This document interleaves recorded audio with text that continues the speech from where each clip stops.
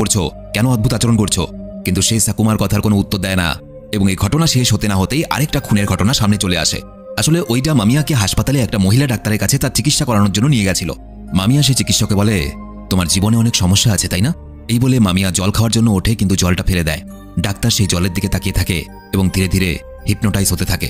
মামিয়া বলে, তোমার সার্জেন হওয়ার খুব ইচ্ছে ছিল, কিন্তু আশেপাশের পুরুষ মানুষেরা তোমায় সেটা হতে দেয়নি, তাই তো? ওই যে বললাম, মানুষের মধ্যে তার কোনো কাজ না হওয়ার ক্ষোভ, রাগ, এই সমস্তকে কাজে লাগিয়ে মামিয়া কিন্তু তার শিকারকে নিজের বশে নিয়ে আসে। ঠিক একইভাবে এই চিকিৎসককেও সে নিজের বশে নিয়ে আসছিল এবং দেখা যায় যেহেতু চিকিৎসকটা মামিয়ার বশবর্তী ছিল, সুতরাং সে বাথরুমে একজনকে হত্যা করে এবং তার গলার মধ্যেও এক্স চিহ্ন বানিয়ে দেয়। টাকাবে এই খবরটা জানতে পেরে খুবই হতাশাগ্রস্ত হয়ে যায়। সে খবর পায় ওইজা এবং ডাক্তারটা দুজনেই খুন করার আগে এক অদ্ভুত লোকের সঙ্গে দেখা করেছিল এবং তদন্ত করতে গিয়ে অনেক চেষ্টার পর শেষ পর্যন্ত টাকাবে মামিয়াকে ধরে ফেলে। কিন্তু জিজ্ঞাসাবাদের সময় মামিয়া একটা প্রশ্নের উত্তর দেয় না। যতজন খুন হয়েছিল সবার ছবি দেখানো হয়, কিন্তু মামিয়া এমন ভান করে যেন তার কিছুই মনে নেই। উল্টো মামিয়া টাকাবেকে রাগানোর জন্য বারবার তার ব্যক্তিগত জীবন নিয়ে প্রশ্ন করতে থাকে। এই আচরণ দেখে টাকাবে নিজের রাগ কন্ট্রোল করতে পারে না, কিন্তু সাকুমা কোনোভাবে তাকে থামিয়ে দেয়। সাকুমা নিজের হাসপাতালে মামিয়াকে নিজের রোগী হিসাবে ভর্তি করে নেয়। সে বুঝতে পেরে যায় মামিয়ার মধ্যে গুরুতর কিছু মানসিক সমস্যা আছে, যেটা কিনা তাকে এক ভয়ানক মানসিক রোগীতে পরিণত করেছে। এবং একজন মানসিক রোগী যদি সুস্থ মানুষকে বশ করে খুন করাতে থাকে, এর থেকে ভয়ঙ্কর কিছু হয় না। সেদিনের মতো টাকাবে জিজ্ঞাসাবাদ শেষ করে নিজের বাড়িতে ফিরে যায়, কিন্তু বাড়িতে গিয়ে সে দেখে তার স্ত্রী সেখানে নেই। টাকাবের সঙ্গে সঙ্গে তার স্ত্রীকে খুঁজতে বের হয়। তার স্ত্রী আবার হারিয়ে গেছিল। টাকাবে বুঝতে পারছিল অদ্ভুতভাবে তার স্ত্রীর প্রতি তার কেমন যেন রাগ হচ্ছে, কেমন একটা বিরক্তি হচ্ছে, নিজের স্ত্রীকে কেমন যেন বোঝা হিসেবে মনে হচ্ছে তার।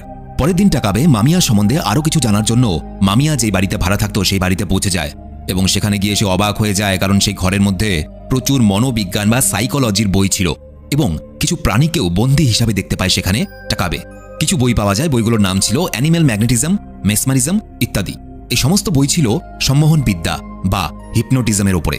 এই বইগুলোতে মানুষকে কি করে হিপনোটাইজ করা যায় বা নিজের বশে নিয়ে আসা যায় সেই কৌশল সম্বন্ধে আলোচনা করা ছিল। জানা যায় 3 বছর আগে নাকি মামিয়া একজন সাইকোলজি বা মনোবিদ্যার স্টুডেন্ট ছিল এবং এরপর টাকাবে একটা ঘরে ঢুকে যা দেখে তাতে তার সমস্ত সন্দেহ দূর হয়ে যায় এবং তার পায়ের তলা থেকে মাটি সরে যায়, কারণ সে দেখতে পায় একটা বানরের কঙ্কাল বাঁধা অবস্থায় ছিল এবং সেই বানরটার গলার কাছেও এক্স চিহ্নটা আঁকা ছিল। অর্থাৎ মামিয়া আগে বানরদের ওপরে এক্সপেরিমেন্ট করেছিল। যেমন করে সে মানুষদের হিপনোটাইজ করে সিরিয়াল কিলারদের মতো করে খুন করায়, ঠিক একই রকমভাবে সে বানরদের ওপরেও এক্সপেরিমেন্ট করেছিল। টাকাবে এইসব দেখে আর দেরি করে না, তাড়াতাড়ি সাকুমাকে সব জানায়।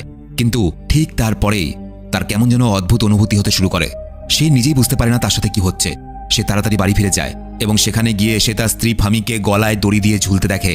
টাকাবে আর স্থির থাকতে পারে না, সে কাঁদতে শুরু করে এবং হঠাৎ অদ্ভুতভাবে নিজের বউ ফামিকে সে জীবিত দেখে। ফামি তাকে বারবার জিজ্ঞেস করে, কি হয়েছে, কাঁদছো কেন?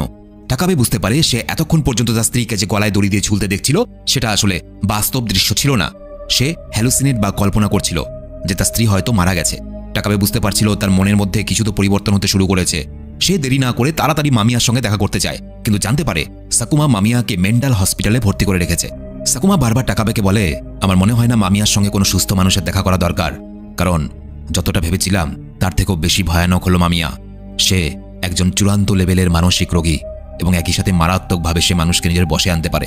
কিন্তু টাকাবে জেদ ধরে বসে সে মামিয়ার সঙ্গে দেখা করবেই। সে সেই পাগল হাসপাতালের ওই ঘরে পৌঁছে যায় যেখানে মামিয়াকে রাখা আছে।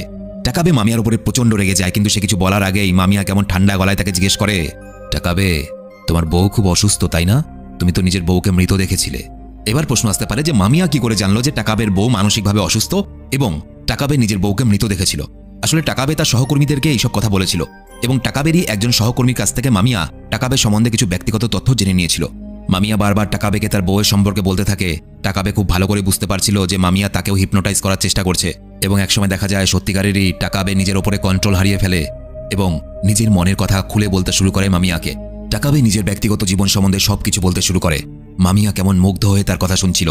এরপর টাকাবে হঠাৎ করে শান্ত হয়ে যায় এবং বলে, আমার ব্যাপারে তো জানলে, এবার তোমার ব্যাপারে বলো। টাকাবে মামিয়া লাইটারটা জ্বালিয়ে তাকে মনের কথা বলতে বলে। তখনই অদ্ভুতভাবে বাইরে বৃষ্টি পড়তে শুরু করে এবং ছাদ থেকে ঘরের মধ্যে জল পড়তে শুরু করে টপ টপ করে। লাইটারটা নিভে যায়। মামিয়া কেমন একটা স্বরে বলতে শুরু করে, এই জলের ফোঁটাই তোমাকে শান্ত করবে, তুমি আমার মতো করে আবার নতুনভাবে জন্ম নেবে। স্পষ্ট বোঝা যাচ্ছিল যে মামিয়া টাকাবেকে নিজের বশে আনার চেষ্টা করছিল, কিন্তু টাকাবে সেটা হতে দেয় না। টাকাবে মামিয়াকে মারধর করে চুপ করিয়ে দেয়। কিছুক্ষণ পর টাকাবে সাকুমাকে মেসমা নামে একটা মানুষের ব্যাপারে বলে।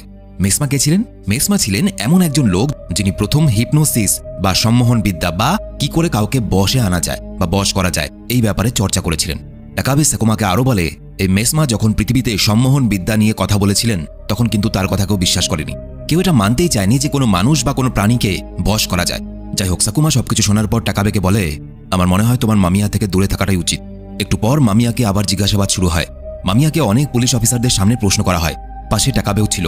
মামিয়া স্বভাব দেখে সবাই খুব বিরক্ত হয় এবং রেগে যায়। মামিয়াকে দেখা যায় সে ফিসফিস করে টাকাবেকে বলে, এদের মধ্যে তুমি একমাত্র আলাদা, কারণ তুমি আমার কথা বুঝতে পারো।